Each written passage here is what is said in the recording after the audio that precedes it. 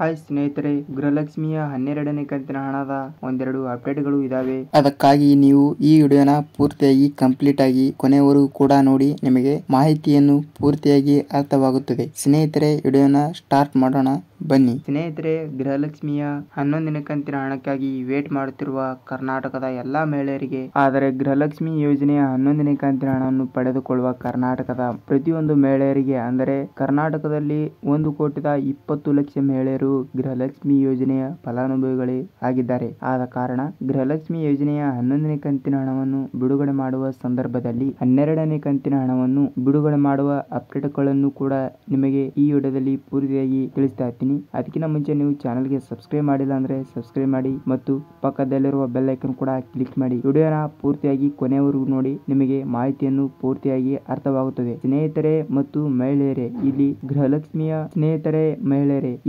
ಗೃಹಲಕ್ಷ್ಮಿಯ 11ನೇ ಕಂತಿನ ಹಣವನ್ನು ಪಡೆದುಕೊಳ್ಳುವ ಮಹಿಳೆಯರಲ್ಲಿ ಒಂದು ಭರ್ಜರಿ ಗುಡ್ ನ್ಯೂಸ್ ಅಂತಾನೆ ಹೇಳಬಹುದು. ಏಕೆಂದರೆ ಈಗಾಗಲೇ ಜೂನ್ ತಿಂಗಳು ಮುಗಿಯಿತು, ಆದರೆ ಜುಲೈ ತಿಂಗಳಿನ ಮೊದಲನೇ ವಾರದಲ್ಲಿ ನಿಮ್ಮ ಖಾತೆಗಳಿಗೆ ಗೃಹಲಕ್ಷ್ಮಿ ಯೋಜನೆಯ 11ನೇ ಕಂತಿನ ಹಣ ಎಷ್ಟು ಜಿಲ್ಲೆಗಳಿಗೆ ಬಿಡುಗಡೆ ಆಗುತ್ತದೆ ಅಂತ ಒಂದು ಮಾಹಿತಿಯನ್ನು ಕೂಡ ನಿಮಗೆ ನಾನು ತಿಳಿಸ್ತಾ ಇದ್ದೀನಿ. ಲಕ್ಷ್ಮಿ ಹೆಬ್ಬಾಳ್ಕರ್ ಅವರು ಕೂಡ ಮಾಧ್ಯಮದಲ್ಲಿ ಒಂದು ಮಾಹಿತಿಗಳನ್ನು ಕೂಡ ಹೇಳಿದ್ದಾರೆ. ಅದಕ್ಕಾಗಿ ಆ ಮಾಹಿತಿಯಲ್ಲಿ ಕೂಡ ಏನ್ ಹೇಳಿದ್ದಾರೆ ಅಂದ್ರೆ, ನಾವು 5 ಗ್ಯಾರಂಟಿಗಳನ್ನ ಬಿಡುಗಡೆ ಮಾಡಿದ್ದೀವಿ. ಅದಕ್ಕಾಗಿ ನಾವು ಯಾವುದೇ ಕಾರಣಕ್ಕೂ ಕೂಡ ಒಂದು ಗ್ಯಾರಂಟಿ ಯೋಜನೆಗಳನ್ನು ಕೂಡ ಯಾವುದನ್ನು ಕೂಡ ನಾವು ರದ್ದು ಮಾಡುವುದಿಲ್ಲ ಅಂತ ಲಕ್ಷ್ಮಿ ಹೆಬ್ಬಾಳ್ಕರ್ ಅವರು ಕೂಡ ಮಾಧ್ಯಮದಲ್ಲಿ ತಿಳಿಸಿದ್ದಾರೆ. ಅದಕ್ಕಾಗಿ ಮೇನ್ ಆಗಿ ಬರುವುದು ಇಲ್ಲಿ ಗೃಹಲಕ್ಷ್ಮಿ ಯೋಜನೆಯ ಹಣ. ಅವರು ಕೂಡ ಒಂದು ಮಾಹಿತಿಯನ್ನು ಕೂಡ ಹೇಳಿದ್ದಾರೆ. ಏನೆಂದರೆ, ಗೃಹಲಕ್ಷ್ಮಿ ಯೋಜನೆಯ ಹಣವನ್ನು ಕೂಡ ಲೇಟ್ ಆಗಬಹುದು, ಆದರೆ ಖಂಡಿತವಾಗಿಯೂ ಮಹಿಳೆಯರ ಖಾತೆಗೆ ಬಿಡುಗಡೆನೆ ಮಾಡುತ್ತೇವೆ ಅಂತ ಒಂದು ಮಾಹಿತಿಯನ್ನು ಕೂಡ ಹೇಳಿದ್ದಾರೆ. ಹಾಗಾಗಿ ಇಲ್ಲಿ 10ನೇ ಕಂತಿನ ಹಣವನ್ನು ಪಡೆದುಕೊಂಡಿರುವ ಕರ್ನಾಟಕದ ಮಹಿಳೆಯರಿಗೆ 11ನೇ ಕಂತಿನ ಹಣ